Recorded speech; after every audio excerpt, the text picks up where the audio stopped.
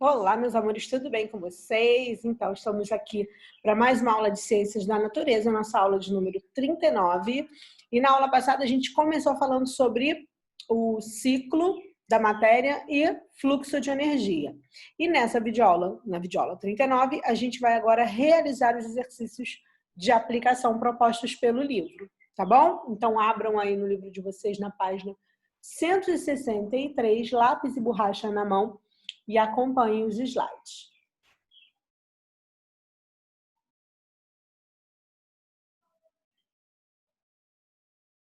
Bom, as atividades estão aqui, são as últimas atividades do nosso livro 7 e vai até a página 167, estamos na página 163. Lembrando para vocês que ao final das videoaulas tem sempre que realizar a avaliação conceitual, tá? Então vão lá no Forms, cliquem lá, acessem, e uma dica é estarem com o livrinho de vocês ao lado, que aí vocês podem consultar, se tiverem dúvida, ok? Então vamos lá? Exercícios de aplicação. Leia a tirinha, olho vivo, leia a tirinha e responda aos itens. Quantos elementos estavam representados nessa cadeia alimentar antes do peixe que furou a fila? Que ele foi lá e comeu um peixe que estava passando, né? Ó. Sempre tem um folgado que fura a fila. Ou seja, estavam na fila para comer, ó. Esse ia comer esse ia comer esse ia comer esse ia comer esse, mas ele não soube esperar, o peixinho passou, ele nhaque no peixinho, nhaque no peixinho. Então vamos lá. Quantos elementos estavam representados nessa cadeia alimentar? Já contou? Podemos conferir a resposta? Resposta completa, hein, pessoal? Tem bastante linha aí. Estavam representados na cadeia alimentar 7 elementos antes do peixe furar a fila. Bom, vamos lá. Letra B ainda, número 1, na mesma página, hein? Quais são as posições que estão faltando para completar a cadeia alimentar representada na tirinha? Então, a gente tem aí vários peixinhos que um comeriam supostamente o outro, né? Seriam ali os consumidores. Quem estão faltando? Quais são as posições? Uma cadeia alimentar ela é composta por produtores, consumidores de vários níveis tróficos e os decompositores. Então, estão faltando quem? Produtores, que são os vegetais, sempre, e os decompositores, que são os fungos e bactérias. Então, estão faltando os produtores e os decompositores. Em sua opinião, o que pode acontecer com a cadeia alimentar depois que o peixe furou a fila? O que vai acontecer com a cadeia alimentar? Bom, a resposta é pessoal. Mais uma sugestão é, ao furar a fila, os peixes consumidores das últimas posições podem ficar sem alimento ou até passar a se alimentar de outros tipos. Ok?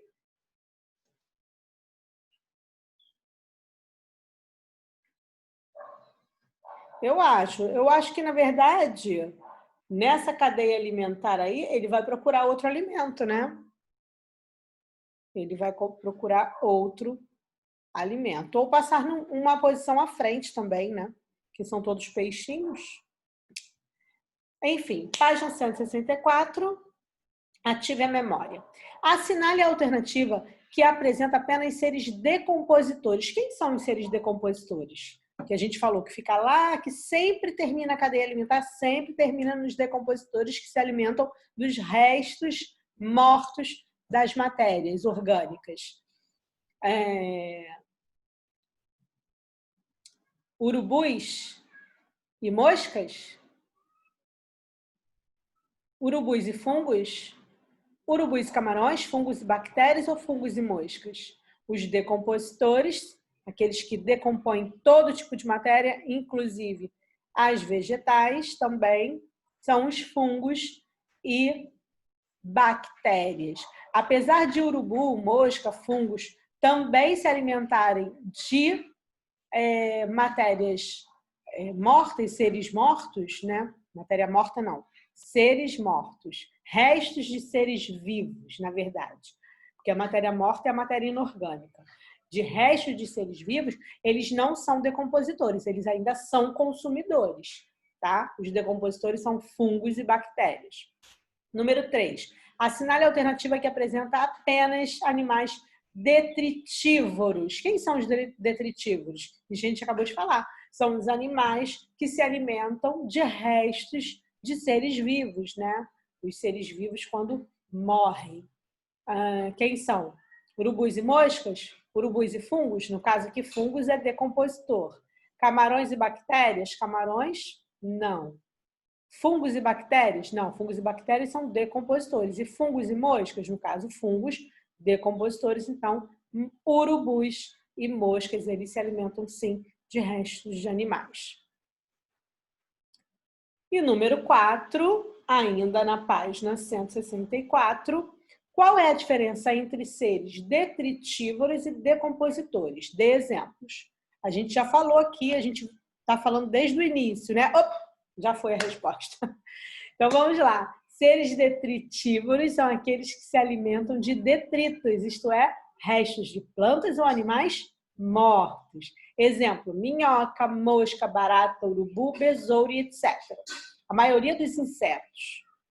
E seres decompositores fazem a decomposição da matéria orgânica, disponibilizando matéria inorgânica aos produtores, fungos e bactérias. Ou seja, ele vai transformar aquela matéria orgânica que ele está decompondo, ele vai transformar em matéria inorgânica, que a gente já falou, e vai deixar ali exposto no ambiente para a utilização dos produtores. Os produtores poderem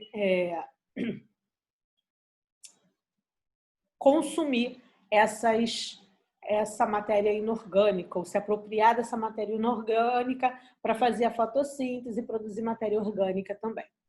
Ok, pessoal? Diferente aqui da minhoca, mosca, barata, urubu, que eles não fazem a transformação da matéria orgânica que eles estão se alimentando em matéria inorgânica, não. Eles transformam, na verdade, na energia também, e eles transmitem para os próximos consumidores matéria orgânica e energia. Bom, número 5, analise os esquemas a seguir. A gente tem aqui o primeiro esquema, A, 1, 2, 3, e B, tem aqui o ambiente, 1, 2, 3. São dois esquemas parecidos, mas nesse aqui não tem, no caso, o ambiente, e eles não estão trocando entre si. Aqui, percebam que aqui existe um ciclo, desculpa, que não para. Aqui não, aqui ele vai passando um para o outro. Alguma coisa está sendo aqui, ó, jogada para fora, ou seja, perdida. Já dei a dica. Então, vamos lá na pergunta. Qual é? Letra A. Agora responda o que se pede. Identifique o esquema que representa o ciclo da matéria e o que representa o fluxo de energia. Qual que representa aí o da matéria e qual é o fluxo de energia? Lembra que a energia vai passando, a matéria orgânica vai sendo passada, mas vai se perdendo. Cada ser aqui do ciclo vai gastando a energia e vai diminuindo o fluxo da energia de um para o outro. No caso, o ciclo da matéria, ele não tem fim, olha. Ele é cíclico, como o nome já diz, ciclo da matéria. Então, eu acho que a B é o ciclo da matéria e o esquema A é o fluxo de energia. Então, ó, o esquema B representa o ciclo da matéria, pois a matéria se renova, isto é, passa pelo ambiente, ainda tem um ambiente lá que a gente falou só no início, e volta a fazer parte da composição dos seres. O esquema A representa o fluxo de energia, pois a energia não se renova. Transfere-se de um nível trófico a outro e também é usada por cada ser vivo durante a vida, por isso a quantidade de energia disponível diminui ao longo da cadeia alimentar. Olha aqui, ó, o ciclo da matéria, tá vendo? Retira a matéria do ambiente, aqui provavelmente são os produtores, né, que estão ali transformando a matéria retirada do ambiente em matéria orgânica. E aí transmitindo aqui a matéria para o consumidor, consumidor para o decompositor vai devolver matéria inorgânica para o ambiente, e assim vai. ok? Letra B. Que posição da cadeia alimentar representam os números 1, 2 e 3 nos esquemas? A gente já até falou, né? Na hora que eu mostrei lá, eu já falei.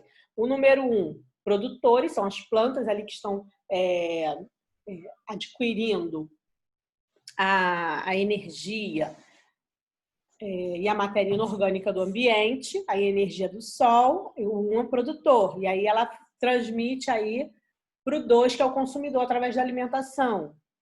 E o 3, que vai devolver, lembra que eu mostrei lá? Devolver a matéria inorgânica para o ambiente, é o decompositor.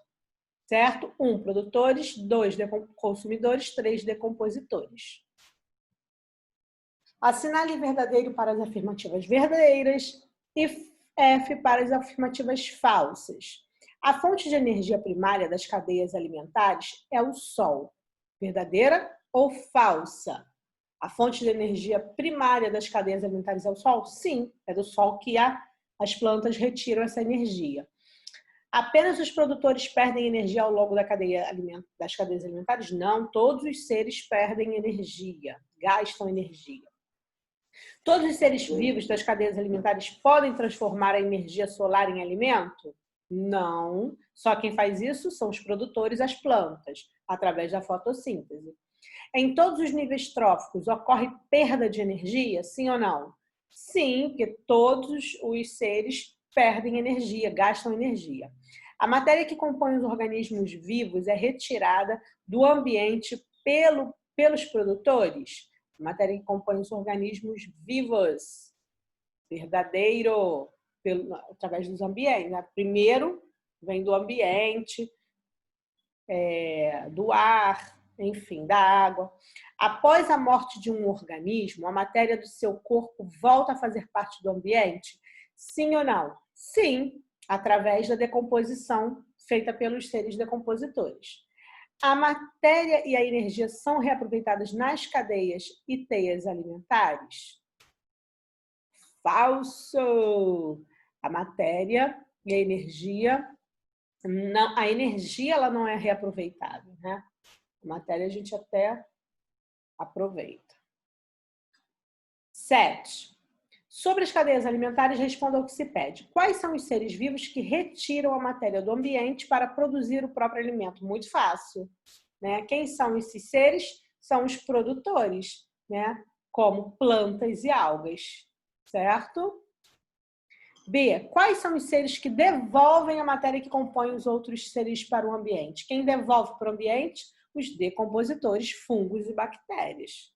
Essa é a moleza, a gente já tá craque, né?